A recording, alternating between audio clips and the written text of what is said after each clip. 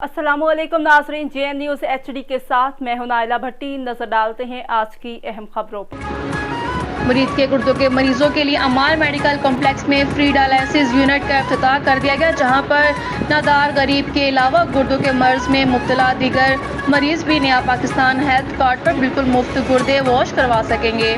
अमार medical complex के मरीज के आए रोज़ मुस्तहिक मरीजों के लिए दूर हाजिर की जदीद मशीनरी नस्ब करके मुफ्त इलाज मुआवजे की सहूलियात फराहम कर रहा है। गुज़श्ता रोज़ गुर्दों के मर्ज से मुब्तला मरीजों के लिए डायलिसिस यूनिट का इफ्तिताह कारी रमज़ान के दस्ते मोबाइल से कर दिया गया। यहाँ पर मुस्तहिक मरीजों के गुर्दों को नया पाकिस्तान हेल्थ कार्ड पर मुफ्त वॉश किया जाएगा। इस मौके पर CEO अमार कॉम्प्लेक्स डॉक्टर अहमद अमार का कहना था कि इस यूनिट से बहुत से लोग मुस्तफिद होंगे और बहुत जल्द मशीनों की तादाद में भी इजाफा किया जाएगा।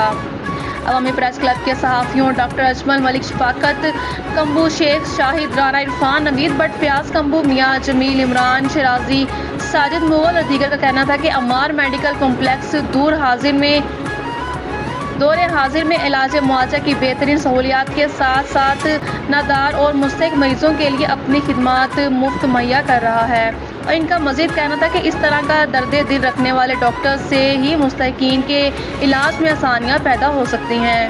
Mohammad Naveed, bureau chief, Sheikhupura.